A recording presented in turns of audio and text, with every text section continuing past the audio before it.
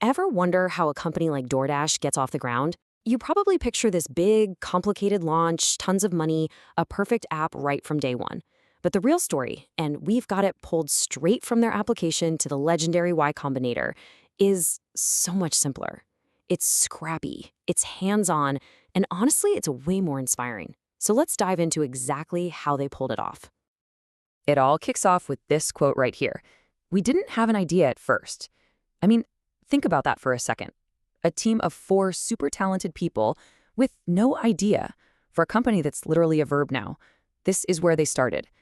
Just like so many others, they had the drive to build something cool, but no actual blueprint. So how do you get from a blank page to, well, DoorDash? Well, it all started with getting the right people in the room. Before there was ever a product, before there was even an idea, there was a really high-caliber team. Okay, so take a look at the lineup here. This is what's so interesting.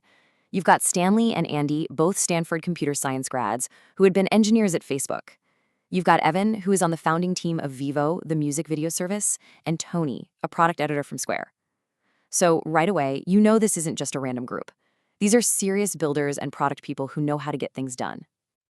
And here's the thing that tied them all together. Even 6 months before they had a product, they had a mission. And notice, it wasn't let's deliver food. It was way bigger than that. It was let's build software for small business owners. They really wanted to help out the little guy, the local shops that make our neighborhoods what they are. So they've got the team, they've got the mission, but still no product. This kicked off their hunt for a problem worth solving. And the way they went about it was kind of the opposite of what you'd expect. Right. They didn't just lock themselves in a room with a whiteboard and brainstorm for weeks. No, they did the exact opposite. They got out of the building. They actually went out into the community to find a real, painful problem that needed a solution. And they didn't mess around. They talked to over 100 small business owners. This just shows you their whole philosophy right here. Don't guess what your customers need. Just ask them. And as they had these conversations, a very specific pattern started to pop up again and again. They found this huge gap in the market right there in Palo Alto. On one side, you had all these great local restaurants that desperately wanted to offer delivery, but they just couldn't afford it. The logistics were a nightmare. And on the other side, you had customers who were sick of the same old chain delivery options. They wanted food from their favorite local places. It was a classic case of supply and demand just not being able to connect. But here's the kicker. This is where it gets really interesting. They found a third piece to this whole puzzle. There was this whole group of delivery drivers already out there, people who had a ton of downtime during the day and were really eager to pick up extra work and earn some cash. All of a sudden, it clicked. They didn't just have a problem, they had all the ingredients for a solution. So, with the problem staring them right in the face and all the key players identified, what did they build? Again, you're gonna be surprised by how simple it was. They launched this, PaloAltoDelivery.com. Yep, not a slick app, no fancy branding, just a super basic website. Its one and only job was to be an experiment, a real-world test to see if their idea was right. If we connect these restaurants, customers, and drivers, will anyone actually use it?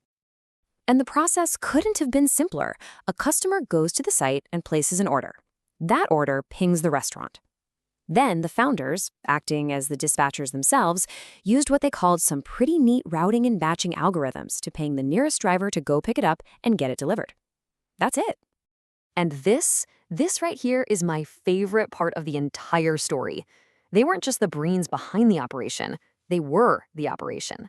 The 4 founders, with their fancy resumes from Facebook and Square, were the ones actually getting in their cars, picking up the food, and driving it to people's houses. They did the hard, unglamorous work themselves. So, the big question is, did it work? Did this scrappy little website actually pay off? Well, the results from their very first month are pretty incredible. And just keep this in the back of your mind as we look at these numbers. They did this with not much marketing. This wasn't growth that they bought with a bunch of ads. This was organic growth that came from solving a real problem that people had. In 1 month, in just the Palo Alto area, they got over 150 paying customers. People found this simple little website, they used it, and they paid for the service. This was the first real sign that they were onto something big. And those customers? They generated over $10,000 in sales right out of the gate. This proved it wasn't just a fun side project people liked. It was a viable business from day one. The proof was right there in the bank account. They had found that magic thing everyone talks about, product market fit. So, what's the big lesson in this whole origin story? It's that DoorDash didn't become a giant because of some genius idea that appeared in a dream. It happened because they did the hard work. They talked to people, they found a genuine, painful problem, and then they built the absolute simplest thing they could to solve it. And that kind of leaves us with a really interesting question to chew on, right? When you start to look at the world this way, it just makes you wonder how many other billion-dollar companies are just sitting there, hiding in plain sight, inside all the little frustrations and annoyances we deal with every single day.